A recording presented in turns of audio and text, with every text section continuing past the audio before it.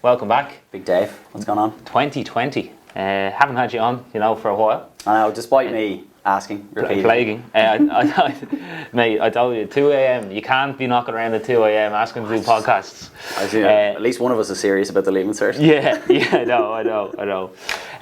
No, mate, welcome back. So good to have you as always. Obviously, a new batch of students this year, new people. Probably people who are in fifth year maybe wouldn't have seen our unbelievable episode last year when I think it was one of the most popular on the school site ever, and you had obviously unbelievable success in what actually came from that afterwards. So great to get you back in for 2020 just before the mocks now.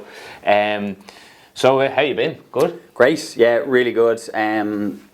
Just everything you said there is 100% true. The students this year have been great.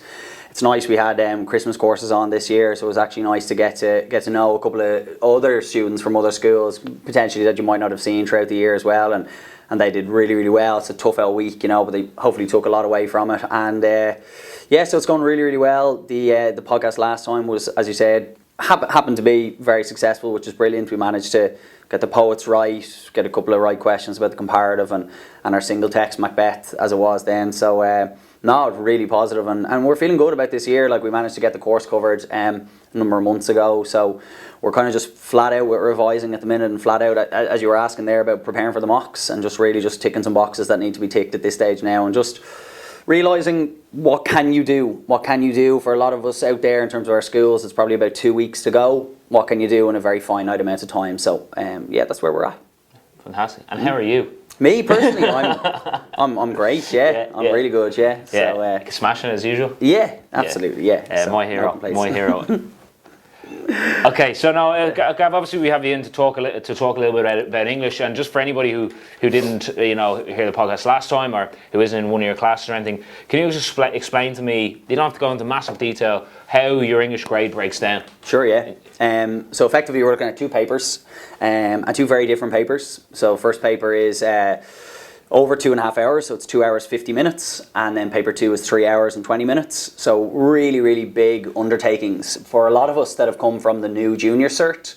And this will be one of the distinguishing factors in terms of how well we get on, is actually time management and realising that we have to spend, a serious chunk of time on particular questions. And really, we have to get into the question. We have to develop our answers. So that's probably one thing that's going to come as a bit of a shock, certainly in the mocks. But we'll probably talk a little bit about time management a little later on. Paper 1 is broken down into 3 questions, so to speak. There's your question A, question B, and section 2. Question A is 12.5% of your grade. Question B is 12.5% of your grade. And then section 2 is 25%. So let me explain for anybody just listening who's not fully au fait with that. Is question A is your basic comprehension exercise. It's a reading comprehension effectively. So you read a text and you answer questions on it. And there's 3 questions on the text. And we maybe a little bit later we can get into it as well. But you can basically kind of plan what those questions are going to be. Question 1 typically tends to be your basic comprehension exercise, like find the information that's mentioned in the text and then regurgitate it to the examiner. Question 2, which is 15 marks in terms of our grade, so 3.7%. I know a lot of people, 3.75%. A lot of people don't like to get into the minutiae of that, but I think it's nice to kind of clarify exactly what it is we're looking at. There's been so we're still on question A here. There's been a new question that's cropped up over the last 2 years. We speak a lot here about what's called trends. And there's this new trend that's in play where they're asking us about paper 2 material, which is your single text, your poetry, your comparative. They've been asking about that in your paper 1 material. So it's very important that anybody listening and getting ready for the mocks, whether it comes up in the mock or not, and there's a very, very good chance of it coming up in the actual leaving cert. So to prepare for that, recognise that they might ask you about a particular favourite poem or some episode within Hamlet this year, and just be ready for that. So that's again nearly 4% of our grade, worth predicting and worth preparing for. And then the third question, which is question 3, still in our question A comprehension exercise, is typically a style-based question, and that'll rely on your ability to to understand your categories of language. Now there's 5 categories of language: language of argument, persuasion, aesthetic, informative and narrative. Now we don't have time, it takes the guts of 5 or 6 weeks in the classes here to go through, but that's very, very important. And if you're really not okay with your categories of language, that might be something that you look into in the very near future, certainly to prepare for paper 1. We obviously will deal with some of the Instagram questions at the end of today's podcast, but one of the questions was like, can you study for your paper 1 paper? And by and large, knowing your categories of language, understanding that those are potentially going to be your questions in question A, they can go a very long way.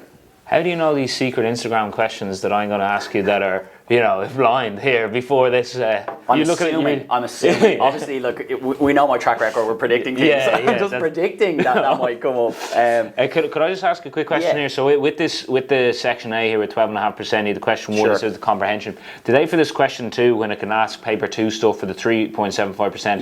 Did they say like, comparing to the piece you've just read, or what? It's a very, very good question, and a lot of the time, no. A lot of the time it'll be loosely to do with whatever you've just read. Say, for example, if you read a short story piece in that comprehension, it might ask you about a particular moment in one of your comparative texts, which really highlights kind of the narrative work, or again has a short story feel. One of your poems, for example, that contains a dominant speaker, poetic persona. So a number of cases, no, it doesn't ask you to tie in to compare at all. Actually, 99% of the time, it realistically is about you just going off and using your paper 2 material. Yeah, so it's almost like this paragraph had a person in it. Tell us about all the other stuff, so it's not related at all. Yeah? Exactly, and it's kind of like a little bit of a trip me up kind of along the way. And you're kind of like, hang on a second. I know a couple of years ago, the first time it came out, my students came out and they were like, yeah, what's this? Like, we've never prepared for anything like that. And I was like, no, we haven't, but we have prepared heavily for your paper 2 material. So you're just using all this information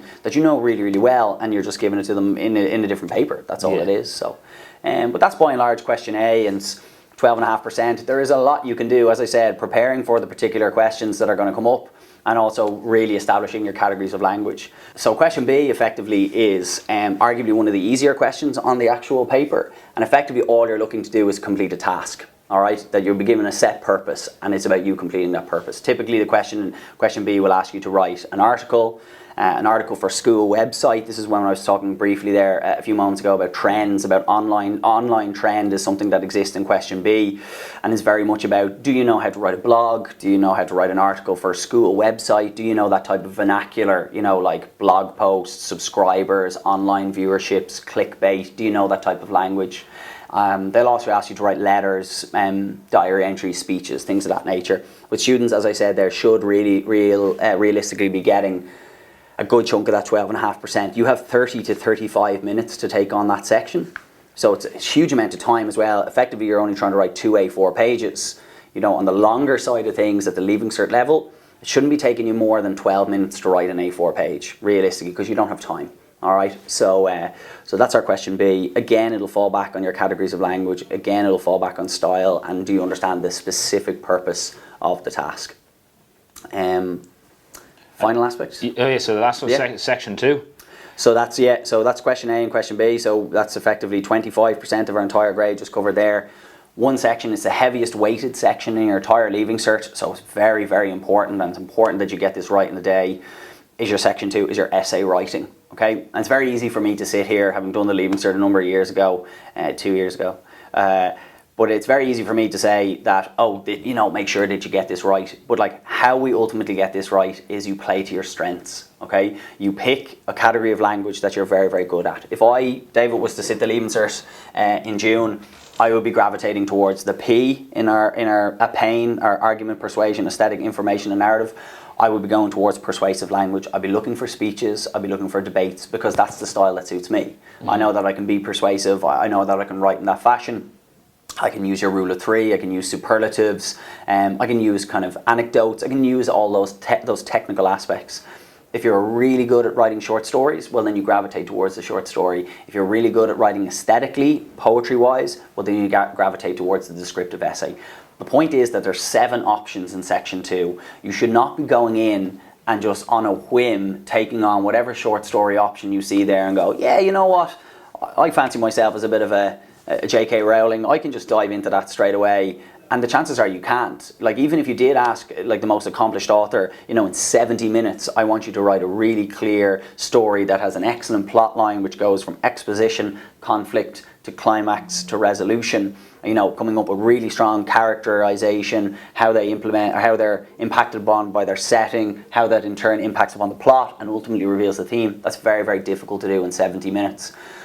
So I would figure out what I'm good at. What am I good at in terms of English, and I would stick to that. And I would really, certainly after the mocks, I would double down on my strengths. I would reject maybe 2 of the other categories of language, because you'll have options in your question A, you have options in your question B, and you have options in your section 2. So you don't have to engage with anything kind of short story or narrative based if you don't want to. So that's what I would say about playing to your strengths. 7 options here, they said, for this section 2, the heaviest weight at 25%. Yeah. In day school, in a normal school, if I was, you go through all 7? You would learn all 7? Yeah, so how you would go through all 7, we do it here, which took us basically 5 or 6 weeks of... But then after you do the all 7, then you're saying that I can actually just say goodbye to 6 and just pick one. So there's actually doubling up, Dave. Yeah. There's actually, so what'll happen is typically there's 2 types of question that'll be there that either gravitate towards language of persuasion or language of argument or maybe even language of information. So the chances are you'll almost have a lot of the time you'll have a choice of that style. And again, with narrative writing, there'll be short stories there, there'll be personal essays there as well. So you might have a choice of 3 or 4 different questions there if you're kind of stronger with narrative style.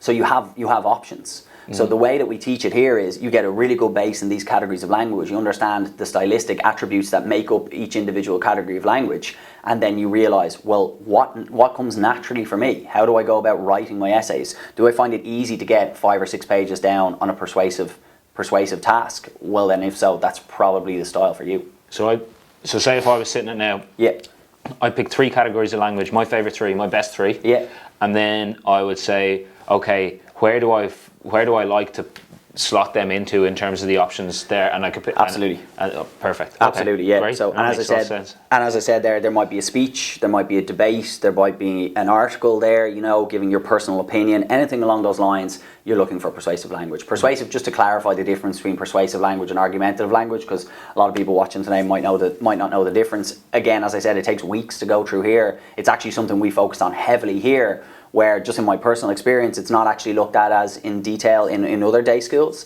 is understanding that persuasive language is subjective. It's very opinionated, it's very much manipulative, you're really kind of pulling at the heartstrings of the audience members, where language of argument, I know it doesn't sound like it, but it's much more objective. It's much more, here's the information and you make up your own mind, all right? And you need to be able to differentiate between the 2. So again, as we said, the paper 1 material here, we spend a long time dealing with paper 1 because, again, it's 50%. Again, the first two questions we looked at today, 25%, section 2, 25%. It's half your English mark. It's half whatever grade you get will be based on your ability to construct an English response. I find that in any of the teachers that I talk to, or even in, say, biology, one of my subjects, that students that come in, they don't see the bigger picture of it's all about a grade. It's not about, say for biology, it's not about being the best biologist in the entire world. It's about playing to what's on the exam. And you can leave stuff out in biology if you want to. But obviously they're shown, like, oh, become the best biologist. And maybe there's some students I find in here that kind of, when you say, actually, if you don't like that, just leave it out and do this one instead. And they're like, no, I can't, because I'm only going to be marked out of 80. It's like, no, you're not. No. So I'd suggest that with the English one as well, there's probably a lot of people, maybe even people listening to this, who are kind of saying, oh no, well, I have to be good at this, and this, whereas you're saying, no, you can actually section it down, be smart about it, not saying that like it's not taken away from any of your grade, you're actually just improving and specifying on that's exactly it. What you're trying to achieve, absolutely, and that's exactly it. I'm kind of a little bit reticent to kind of go into that, certainly before the mocks, because certainly in the mocks. Can you just explain that? I'm just a bit wary, absolutely. I just don't want to go into it too strong before the mocks, because I understand individuals watching this, they'll have different texts to what we're doing here, they'll have different poets, and they'll have different strengths as well. So I kind of say to all my students is in just kind of stick with it, but definitely still play to your strengths, but just be open-minded about the other options, because the mocks is something we'll come back to today. It's not the be-all and end-all. This is very much about practice and practice making perfect. But certainly after the mocks, I'll be telling my students here, cut 3 poets out of your life, Cut a mode of comparison out of your life, and cut 2, if not 3, categories of language out of your life. Definitely, you have to work, because the English curriculum, like biology and like other subjects of that, they're behemoths. You know, there's so much to cover. Again, they're gargantuan. They're very big. large. They are big things. yeah. Yeah, you know, they're really huge undertakings. So we gotta compartmentalize, and we gotta, like, you know, box off the information that, again, double down on our strengths, box off the information that we know and that we can work with, and then we utilize that to the best of our ability. Like, use that to the best of our ability. Did you spell that behemoth? Yeah. That's no, it's great to see you've been reading the dictionary. The word of the day, toilet paper, is really coming in handy. Yeah. So absolutely, yeah. So that's paper. So that paper 1. So yeah. Again, I remember you saying this last year, and I remember me kind of saying, actually, that makes a lot of sense. When I was in school, I would have thought paper 1, as you just show up and you write stuff. But you're saying, wait a sec, that's 50% of our grade. We can massively separate ourselves from somebody else by getting, like, I don't know what it is, but say as close to the 50 as possible, versus kind of just going up and winging it. Definitely. And that I remember you saying last year, that's a separator for when you're exam focused versus just, oh, what do I have to do and go home and learn. Definitely, like that old adage, you know, it's an old adage that we just abhor and we hate here, is that you can't study for English, you know, and certainly you can't study for paper 1. It just simply isn't true. Like, even I know this is a microcosm of an interaction with English and engagement with English, but even the little things, even you just take question A, for example, recognizing what questions typically come up where and how to go about them. Now, I'd love to spend like hours here and go through, like, this is how you break down your paragraphs, topic sentences, how many references per paragraph, you know, things of that nature.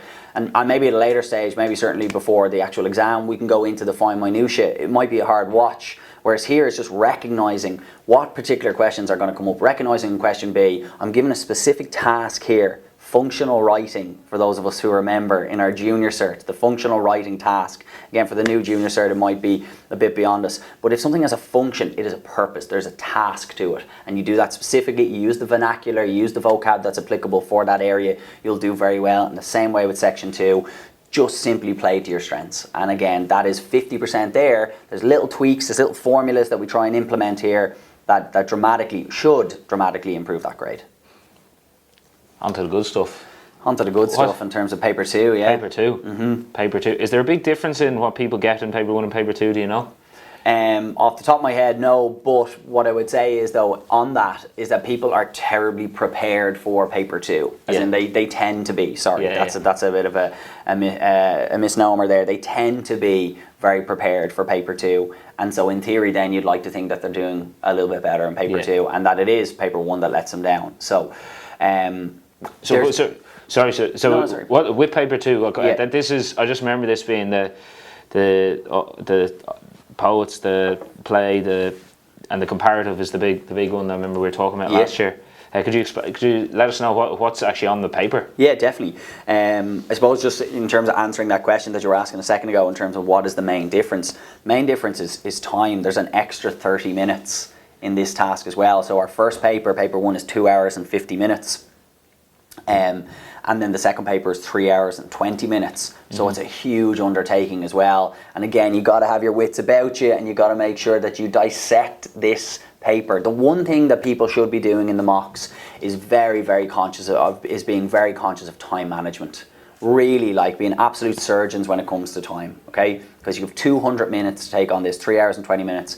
And on the paper itself is you have your single text. For 99% of us out there, this will be Hamlet. Shakespearean text this year is Hamlet.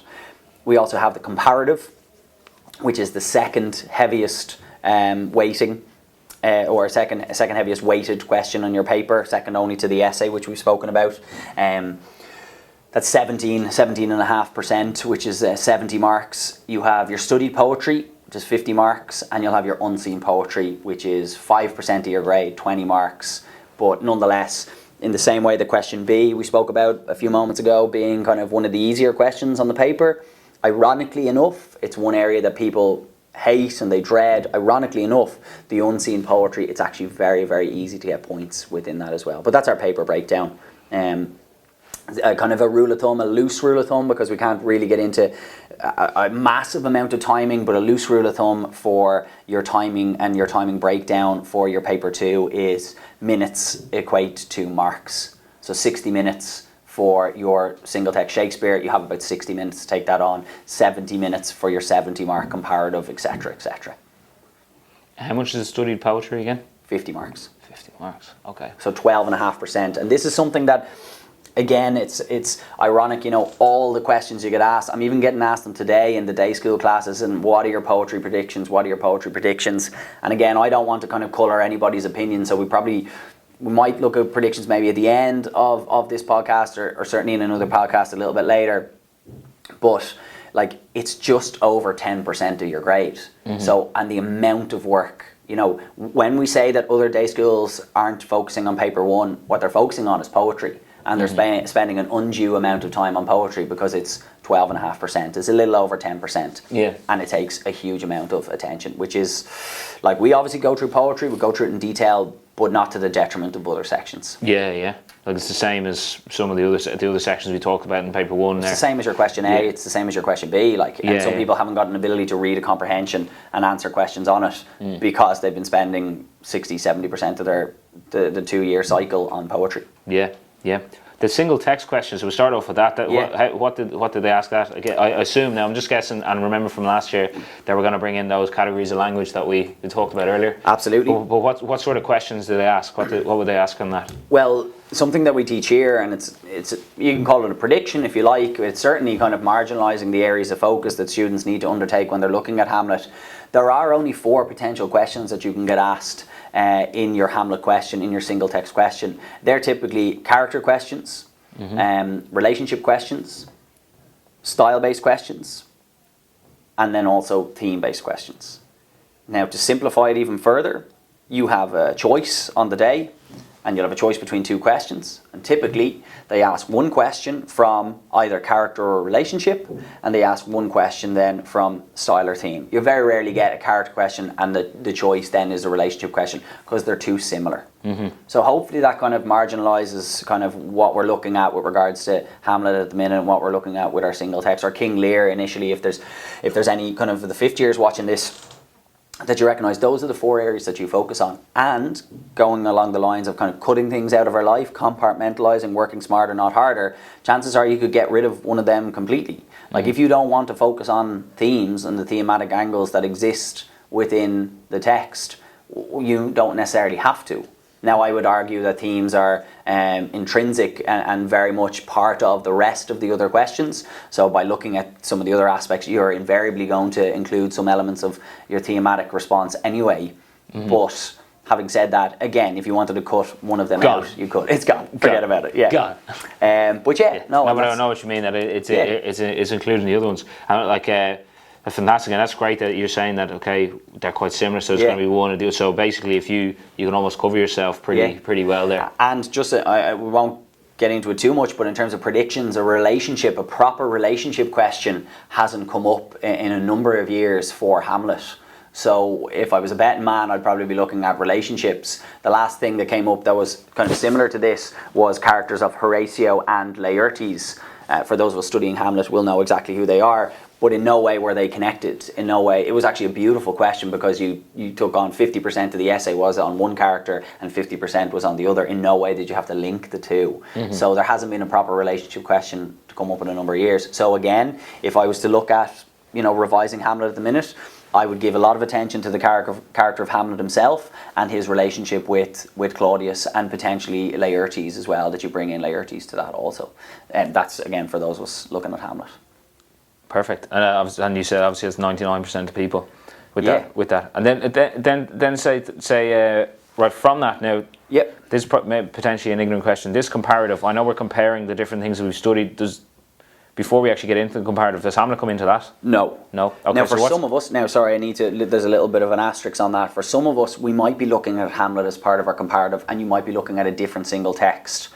And that is for that kind of 1% of us out there. Yeah. But by and large, no, you won't be looking at Hamlet. And it does go a long way to say that if you are looking at Hamlet as your single text, you are not looking at Hamlet as part of your comparative. So you can't put it in there? Nah, and it sounds like a ridiculous question, or a ridiculous response. Not the question itself. But again, I want to do this professionally. But a number of individuals in the grinds have asked me that question. As in when I'm comparing Hamlet here, and I'm like, well, we can't. You're using Hamlet for your single text. Typically, in your comparative, as I said, 17.5%, you'll have a novel, a play, and a film. Examiners like to see that as well. They like to see that you have 3 different mediums, film, novel, play, because we like to see your ability to compare and contrast. The questions or the modes that exist this year for the current 6th years are modes called literary genre, theme and issue, and cultural context.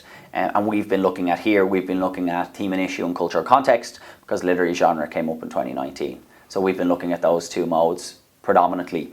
We've also been looking at those 2 modes because they're actually very similar in terms of the areas of focus that you might bring in terms of the things that you talk about. There tends to be a good chunk of an overlap as well there. So cool. So yeah, that's the comparative. One final point on the comparative. The 2 most important things when you are comparing and contrasting is that you use a lot of linking language, that you constantly make connections, either finding similarities or differences, that you use key moments when you're responding to your text in order to avoid summary. All right, final thing, I know I said 2, I'll probably give you 3 or 4. Third thing might be topic sentences. Make sure that it is, when you are starting a new paragraph, make sure that it is abundantly clear to the examiners, are you starting a new point here, or are you continuing on the point that you've been just talking about? All right, that's very, very important as well. We'll leave it there at that. I don't want to bombard individuals with the idea of the comparative. So, but yeah, that's it's all about comparing. It's all about contrasting. Nice little thing. Sorry, side note on that is try and use some quotation as well. But one more thing. No, that's it. No, I have nothing else. What when they ask you the comparative, what sort of question would they say? Oh, it's a very good question. So I know you said that there was the 3. Yeah, so those are the 3 modes. It's a very good question. So those are the 3 modes of the 3. The reason why I'm saying I'm cutting one out with the students here is because only 2 will be on the paper. Gone. Literary genre, gone at the minute. So hypothetically, theme and issue and cultural context will come up on the question. And then a theme and issue question, they might ask something quite generic, as in they might ask you to look at one particular theme that cropped up in all 3 of your texts, and how did all 3 authors or how did all 3 creators deal with this theme differently? And then you go through that. Cultural context might ask you about, for example, men and women within the text, or whether people are successful or unsuccessful, whether they're happy or sad, and ultimately how do the aspects of cultural context is the world in which we live, we're the products of our own environment, we're the sum of the 3 people that we hang around with, you, Dale, and my wife. Ruby goes in there as well, the child goes in there as well. I hardly ever hang around with Yeah, come on. Yeah. But no, so there's some of the people that you hang around with. So basically, how do the aspects within the cultural context, how do they impact upon the individuals within that world? Perfect, and that's it. That's kind of an example of what the questions might look like. I think you mentioned this, and I know you talked about the amount of writing. So 70 marks. Yeah. How do you break that at the end? I know it's different for everyone's handwriting. How do you break that down to pages approximately? No, it's a very good question, and it's about compartmentalising yet again, because that task in theory is over 6 pages long, and even when you hear that out loud, it sounds just like ridiculous. But nonetheless, you have a lot to cover within that. Your introduction typically for that is going to be about half an A4 page, and then we tell students here to focus on 3 or 4 areas of focus, and each area of focus will end up being about an A4 page and a half. All right, so if my maths is correct there, it's about A4 page and a half, 3 A4 pages, 4.5, and then 6, plus a little bit of an introduction, a little bit of conclusion. So you're hitting that kind of half, 6.5, maybe a little bit over 6, or 6 and maybe 6 3/4. If within 70 minutes, if that is simply unfeasible, then what you do is you bring it back and you focus on 3 areas of focus, and you just give it a little bit more depth in each one of them. But you should be hitting kind of in around 6 pages for that task. Perfect. We'll talk about the poetry in terms of like who, because again you were saying before the mocks you don't want to be massively giving any predictions, just because also you got to. This is what I say with the biology. I'm saying to them that their long-term focus is the actual biology paper in June. That's what it is. Now the mock is a preparation for that, and if I'm giving general ideas that I feel are coming up in the Leaving Cert, someone who's not actually making the Leaving Cert could just make like an exam that is just not like that, and that doesn't mean that it's not the prediction for the Leaving Cert. So if I say to a student, say for example, study, let's just say study the enzyme experiments on getting a temperature, change in temperature. Sure. Okay, and I say that, and I say I feel that's coming up in the Leaving Cert because blah blah blah. It doesn't mean that it's on either of the mocks or like whatever. So we'll talk about the predictions maybe at the end, but just in terms of studied poetry itself, you said 50 marks, which again is the 12.5%. We've already focused on how the how people they spend too much time on this. They don't need to spend as much time, class time on it, or as much study time on it in comparison to their overall grade, because that's why you're probably listening to this podcast, to improve your overall grade versus to become the greatest English, I don't know, person. What can you do with English? Yeah, it's a good question. So just in terms of studied poetry, could you just outline how many poets there are, how many poets you study, and then how the question comes up? Yeah, definitely. So there's 8 poets on the course, and on the paper there'll be 4. So you'll have a choice of 4 poets. So the chance of getting that, in terms of predictions and things like that, chances are that when you study a number of poets, that you'll see 1, 2, if not 3 of the ones that you have a penchant for. We here in the academy, we tell individuals to focus on 5 poets. So we're focused on 5 poets.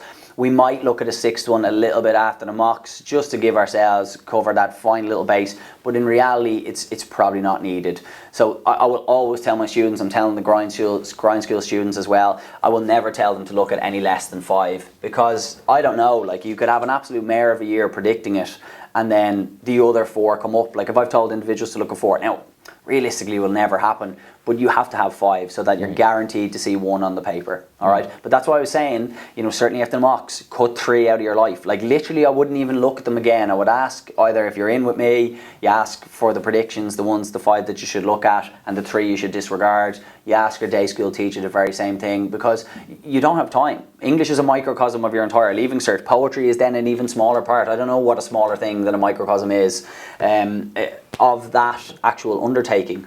So there is no need to be looking at any superfluous information. All right, so go with the 5 that you are good at, that you're strong at. Again, you play to your strengths, and that's how you go about it. You should be dealing with, in the notes we have it here, you deal with minimum 4 poems. You really should be dealing with 5 or 6 poems in your answer. Now, this is something teaching the Christmas courses. Anytime you say it in the grind, certainly for the new students, and they come in, they're like, what, 6 poems? We're only doing 3, we're only doing 4 in our day skill. You need 6 if you're looking to try and get into that H2, H1 bracket. Certainly past the H3. The most common grade in the country in English is H4. Second most common grade is a H5. So there's a lot of kind of, I don't want to be too disparaging, but there's a reason why it's a H4 and a H5, is because you don't necessarily know these little things. So you have to try and get 6 at least mentioned in an answer, but 5 done in detail. Fantastic. And just to start with the poets, just said this maybe you probably said this. So the 4 poets come up. You only have to speak about 1. Yeah, you only take on 1, and again, you're probably going to write 5 1/4 pages on that. Yeah. Typically, you're going to look at about 3/4 of an A4 page, maybe half an A4 page, 3/4 of an A4 page per poem. And the most important thing with a poetry answer is you actually look at the language of the question. All right, there will be 2 parts to every studied poetry question. 2 parts are invariably, what does the poet like to talk about? What's the subject matter? What's the content? What's the thematic approach that they take within their work? And then ultimately, how is that given to us as readers? And it's given to us through stylistic techniques. So those are always the 2 parts, subject matter and style. Find out the language in the question, where that exists. Figure out then your areas of focus. You should have probably 3 or 4. You bring kind of 1 or 2 poems within each area of focus, and then you talk about them using the stylistic attributes that you're comfortable to talk about. All right. Gone are the days of, like, obviously Dave, you're a little bit younger than me. You look significantly younger than me, but you're only a couple of years younger. Even back in our day, we had to I don't know if you remember this. Like, you had to learn poems. Go a bit younger, actually. Well, no, just think about it now. Just a fair amount. Well, you're the maths teacher, but again, it's only a couple of years, despite everything. we had to learn, stop me if I'm wrong, like in your school, we had to learn full poems off by heart. I know I had to do it in my school. You had to actually learn an entire poem off by heart. And when you think about the process and the amount of time wasted, it's absolutely pointless. You're not asked to regurgitate poems. You need 8 to 10 reference points. I always tell my students one of those reference points can be the title, because the title is always a great thing to talk about. Why have you named your child a particular name? Why have you given your poem a particular title? There's always connotations. There's connotations, again, ideas behind the title as well. So 8 to 10 reference points per poem in your answer as well. And again, trying to get over that 5-page mark, 5 1/4 pages maybe. Perfect. I'd like to talk a little bit about unseen. I'd like to talk about if you're just giving some mock advice and then hit some of these unseen Instagram questions. Okay, so speaking of unseen, what questions? Speaking of unseen here, we've got the last 5%. You said was easy enough to get with this unseen poetry. Can you just tell me what happens there? Yeah, so basically in your unseen poem, you have 20 to 25 minutes max to take on this, and that's one thing. I would do this last. And the reason why I say that is because a number of individuals, you've seen it when you're correcting papers, that they've started with the unseen poem and it's just gone badly, and they spend more time, and there's a snowball effect. So spend 20, 22 minutes, 25 minutes max on this task, okay? You'll get a poem that you've never seen before. And again, speaking momentarily ago, about the title becomes very, very important here, because if the title represents what we're looking at, great. If it doesn't represent what we're looking at, even better. Because you can then talk about the juxtaposition between title and content, how jarring it is, did the poet mean to do that, etc., etc. All right, but you'll get a poem you've never seen before, and you have again choice of questions. You'll have 1A and 1B, which are both 10 marks each. Typically, the 1A question is something to do with the content that you've just read, something to do with the poet himself and the poet's ideas, a thematic question. Typically, that's the 1A question, and the 1B question typically again is to do with imagery. And images or imagery that you liked, or an image that you liked from the poem. And those are the two 10-mark questions. Or what you have is a question 2 question, and typically that question is a style-based question. And this goes back to how you dissect aesthetic language. Again, going back to our 5 categories of language, we look at something here in the academy called pattern, imagery, sensuousness, and suggestiveness. The reason why we look at that acronym is because, or that breakdown of PISS, is because it's given to us in the department marking scheme. So again, we use it. And that's typically, as I said, a style-based question. So that's you having an ability to write 1.5 pages, maybe a little over 1.5 pages on the technical aspects that you found. Metaphors, similes, pathetic fallacy, anthropomorphism, sensuous qualities, whatever it is. All right, and that's what you try and find then in the actual poem, and then you talk about it and you give your response. Impact is something I'll talk about now in the mocks, but impact is the most important word for your English Leaving Cert. Your ability to respond both through your opinion, but also through your emotional response as well. That's actually what gets us really good grades. Fantastic. There's a lot of stuff there. A lot of stuff. Yeah, definitely. And again, as we said, we might have a little sit down again and might go through maybe specific things towards the end of the year. If that helps, if people find it helpful, we can definitely do that. It's very much an overview. There are a couple of things there, though, hopefully, that you can take away, like little pinpoint kind of advice, even just predicting the questions there for our unseen poetry, that you just, again, it all goes back to style. Do I know my poetic techniques? It's something I tend to do here a lot. When I'm meeting students for the first time, or when I'm teaching poetry, I tend to just pause for 2 minutes and ask, how many poetic techniques do you know, and how many techniques can you write down with regards to imagery or sound? And chances are, they're quite light on that regard, and you actually need to know those technical attributes for each individual poem and each individual type of poem as well. Perfect. Now, you saw me. I was a kid who said, I was only thinking before you came in here, I didn't want to put you down. You can't study for English. But you've saw me. But I've got my mocks in 2 weeks, Gavin. Yeah. And I'm not too sure where I should start now for the mocks. And I know you said, okay, it's not the be all and end all the mocks. We're using it for timing. We're using it for breaking down. We're using it to make mistakes so they don't happen in the big one. That's perfect. What would you, in a nutshell, say to me if I came to you saying, Gavin, listen, I haven't, over the last year and a half, done too much to study. Obviously I've been doing stuff in school. Where can I put my energy for this? Yeah, it's a hard question because it's such a relative question, you know, in terms of people's strengths and weaknesses. Because I feel with English, it's always about that. It's always going back to strengths and weaknesses. I would do a little bit of, I know I've kind of alluded to a couple of questions today. I would do a little bit of prep work about potential questions. In terms of Hamlet, for example, we spoke about the 4 potential questions. For example, the comparative, we spoke a little bit about that. It's just make sure that you understand the components of the paper. And again, hopefully today's talk will do that, and you understand right specifically what's coming up, what do I need to do in each individual area. It's hard to look past your categories of language. It's hard to look past understanding what makes up each individual category of language. So I would go there. I would also go back to the past paper questions. I would be reading my texts, past paper question A texts. I would be reading the question B questions, and I'd be really trying to cement which category of language am I good at writing in. Like, what style am I good at? And I will be focusing on that. At this stage, as you said, it's about a week and a half, 2 weeks to go. You have to just focus on what you're good at this stage. You know, if there are failings, and again, and they'll be exposed, you know, in the actual exams themselves, then you spend a little bit of time on the mocks after them, you know, really trying to bring them up, because it'll be abundantly clear, and hopefully you get decent feedback in terms of your teachers telling you you should fix X, Y, and Z, and then you try your best to fix them, and then you go back to your strengths as well.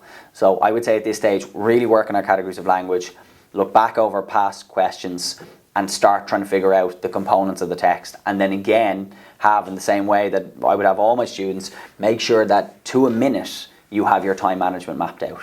You will gain far more marks in the first 10 minutes of a question than you will by remaining on a question for 10 minutes. Take your unseen poetry, for example. 10 minutes is 50% of the time you have for that. If you spend 10 minutes elsewhere on that, by the time you get to the unseen poetry, forget about it. You've just thrown 5% of your grade away. So make sure to the minute you know exactly how much time you're supposed to spend on each section, and stick to it religiously. Have a watch, have a little clock in front of you, because that's what the mock should be used for, realistically, with English. Because as I said, all of these students are coming from the new junior cert, so to speak. They know about time management, because again, this is one of the problems with the new junior cert, that again, to try and cram everything into 2 hours, it's very, very difficult. And they will see this again. Well, they'll see this again now when they sit down in February and they start trying to take on their mocks. Time management will be an issue. Try to make it as less of an issue for you as possible. Perfect. Thanks. That's really really good. That's really, really good info. I was thinking there just in the middle of it here. And this is maybe a silly question, but I think we might have mentioned this before. Maybe I'm just thinking of. So when you were saying that, and you were saying stuff to me like 6 pages, and you're saying stuff to me like 5 pages, and I'm thinking I got to do all this in this amount of time. Surely people need practice at like being able to write. Yeah. Like so I know it was one thing. I know some people like type out essays and stuff. Yeah. Is it just a case of right? I have my general comparative trying to question and just going right as well. I need some exam fitness almost. Absolutely, sorry, and it's probably something I should have said with preparation for the mocks. The reason why I didn't want to bring it in now is because there is a very small amount of time, but it's definitely something I'm always encouraging the students here, and it's potentially something you take on after the mocks. At this stage, you know, what I would say is you're probably better off utilising your time in preparing plans and, you know, really looking at the material that you actually need to know, rather than, as you said, exam fitness. It's a great way to put it. It definitely should be something that you're engaging with. Certainly maybe for the lighter tasks, and what I mean lighter is in terms of time wise, that you sit down and you say, you know what, my 40 minutes of English study today, or my 45 minutes of English study tonight is, I'm going to take on a question, and I'm going to do it under timed circumstances, and then I'm going to go and I'm going to look at the marking scheme potentially then on get the marking scheme for that particular year. And a question B, right, I've got 35 minutes to take this on. There's a question at the top of the page. Go. Here's my little plan, 60-second plan, and then get into it, and then see how you get on. Again, a number of times students will hand me up essays here, and they'll have at the top timed exercise, so that I know that they're actually engaging in what I've asked them to do as well. So, but that's a really, really good point as well. Maybe not for now, because we are up against it. Just get that material into, make sure that you're trying to get as much information in as possible, and then afterwards, then we build the fitness. So it's better to have less but good than waffle and loads of. Absolutely, because if you're spending 40 minutes and you're just like, right, go, and you're trying to write it, and it's just nonsense, and again, you don't have the quotes worth using, you don't have the little one-liners that are going to get you good grades. Again, you just simply don't have the knowledge. You have to build a base first before you can before you can push on to that. Like, yeah, definitely. Perfect. We got a good few questions in. In fact, 2 pages of questions. What? Questions? And just in terms of time, because I know you're sheeting off the class, and myself too, and and Dylan. But anyway, we'll to go to. So we got to. No, my name is. I know you're shooting off as well. Like to keep it concise, I think that's a lot of information.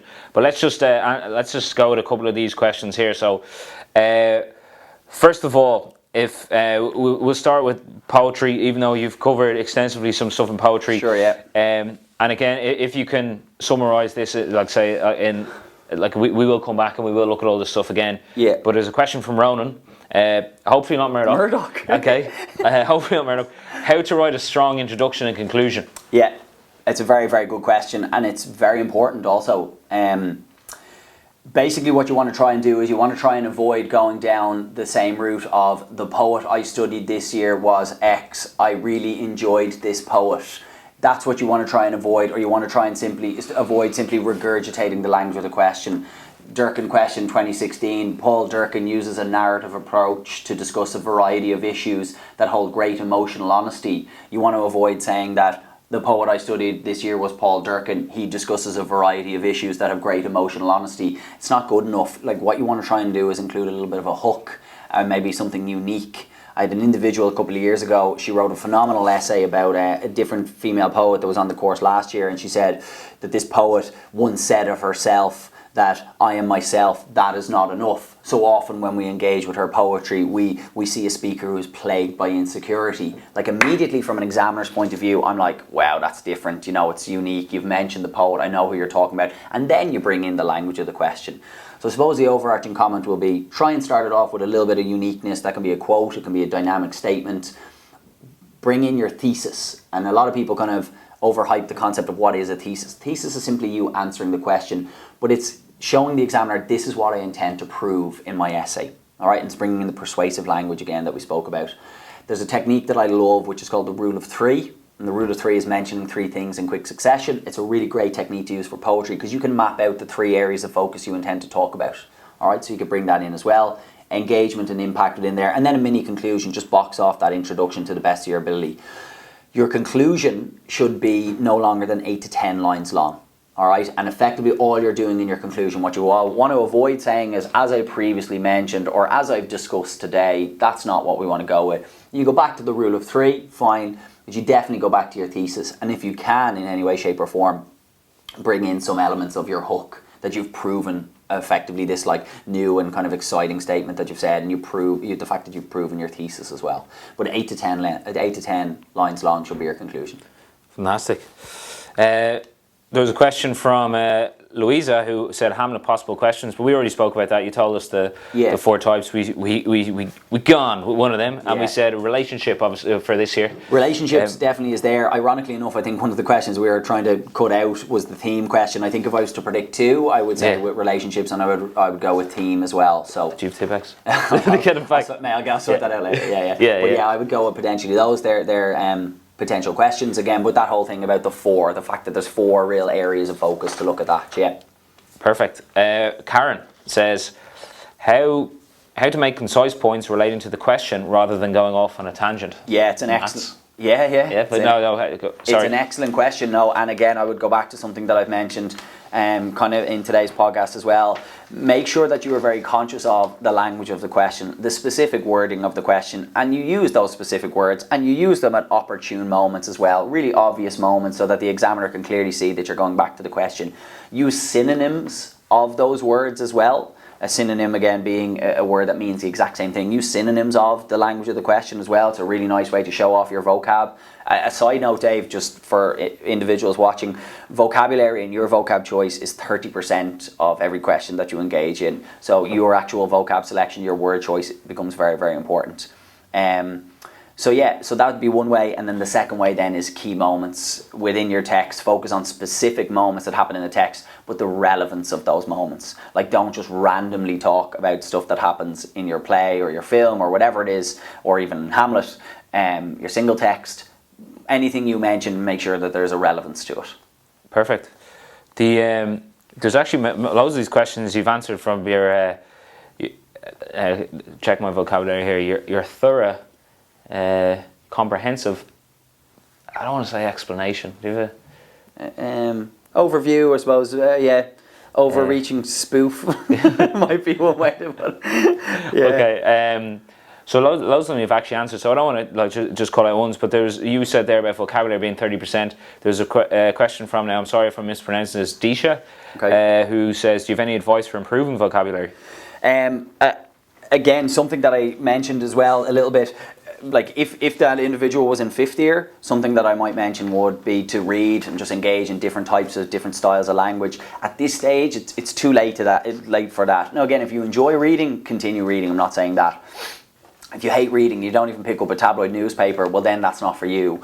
What I would do is I would read the question A comprehension questions that have come up over the last few years, the last kind of say 5 or 6 years, and I would read them. That's what I would engage with. And then any sort of vocab that you come across, any words that you're slightly unsure of, you underline it, you find the meaning, and then you build that into your vocabulary. You try and use it within an answer as well. All right. The notes here, I kind of mentioned a point about the paper 1 notes. There's 320 pages of paper 1 notes that, again, we've effectively a book here that we hand out to our students. And in the central spine, there's about 10 pages that have, I suppose, the most common used words, and then ultimately then synonyms for those words. That's probably the best thing as well. Don't just try and start using like mad words that you've never come across before.